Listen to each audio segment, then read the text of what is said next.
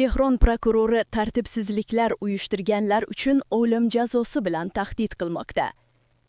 Tehron prokurori Ali Solihiyning RIA Novosti xabar berishicha, mulkka zarar yetkazish va xavfsizlik kuchlariga hujum qilish bilan bog'liq ommaviy norozilik namoyishlari ishtirokchilari o'lim jazosiga hukm qilinishini ma'lum qildi. Solihiy mamlakat sud tizimining ustuvor vazifasi Eron fuqarolarining xavfsizligi ekanligini yana bir bor ta'kidladi.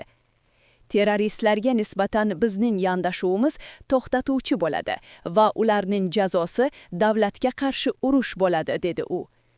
Eron qonunlariga ko'ra, davlatga qarshi qo'zg'alon aholini qo'rqitish uchun qurol ishlatish sifatida belgilanadi.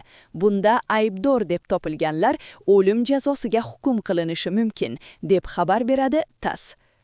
Eslatib o'tamiz, Tehron markazida norozilik namoyishlari 2025-yil 29-dekabrda milliy valyutaning qadrsizlanishi va uning almashinuv kursining keskin o'zgarishi fonida boshlangan.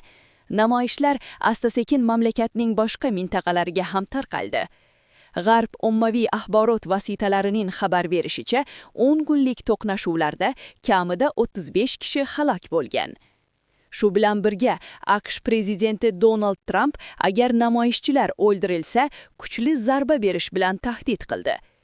Eron oliy rahbari Ali Xomeyniyy AQShning tartibsizliklarni qo'zg'atishdan bevosita manfaatdor ekanligini ta'kidlab, Amerika rahbariga o'z mamlakatini boshqarishga e'tibor qaratishni maslahat berdi.